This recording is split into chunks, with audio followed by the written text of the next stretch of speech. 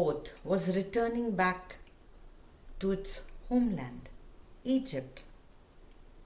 Now you would expect the sailors who were returning back after months or maybe years would be excited at the thought of coming back home.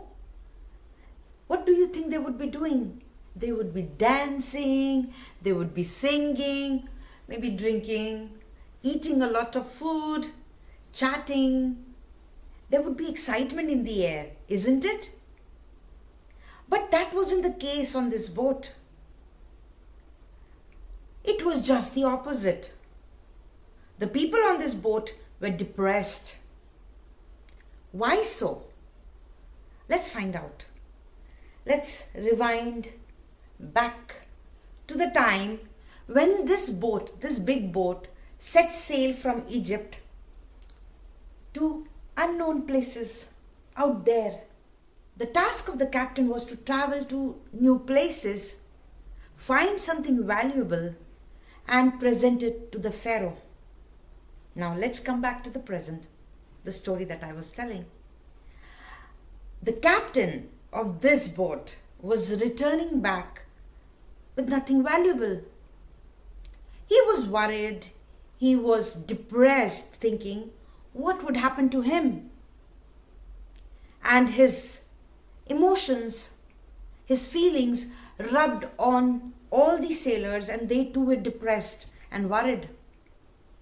One of the lieutenant didn't like the atmosphere on the boat, so he thought maybe I should do something about it.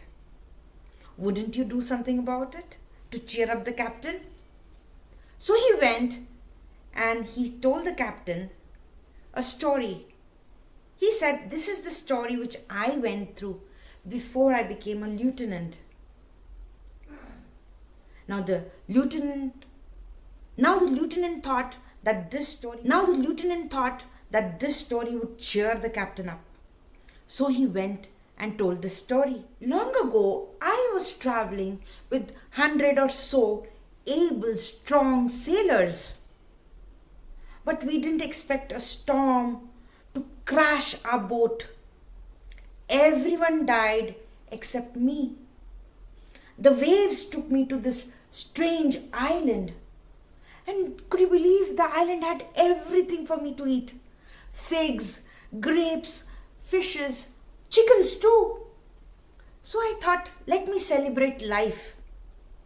So I started to light fire using stones. And as I was lighting the fire, the island started to shake. I thought something was wrong. Maybe it's an earthquake. But suddenly a huge, monstrous snake rose up and it hissed at me. I was scared and amazed at the same time. The snake had such a beautiful golden skin and gems as eyes. And it spoke in my language. It asked me what was my business on that island. I was too tongue-tied to reply. And then I waited for my death to arrive. And what do I feel? He was carrying me in his mouth, big mouth, and taking me somewhere. And then he settled me on a rock. And I looked around. It looked like this was the place he lived. And when I felt that he was not going to eat me, I told him my story. The boat crashing, me arriving on this island. He looked at me and he said, this magical island will give you everything to eat. And I have the foresight to tell you that in 3 months' time, a boat would arrive and rescue you. I was so thankful to the snake. I told him that I would return back and make sure to send him some gifts. He laughed and he said, I have enough here. I don't want anything. I'm just sad that once we were 75 of us. Now I'm alone. A big ball of fire came from the sky, killed everyone but me. I felt very sorry for the snake.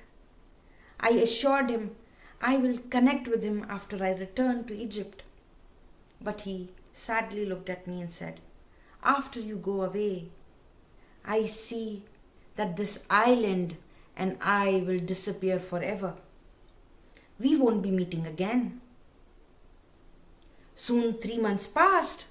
A boat did arrive to rescue me. And the snake sent me off with many, many gifts and treasures. And when I presented those gifts to the Pharaoh, he was so happy that he made me a lieutenant. The captain was listening to the story and he smiled. "I know what you're trying to do.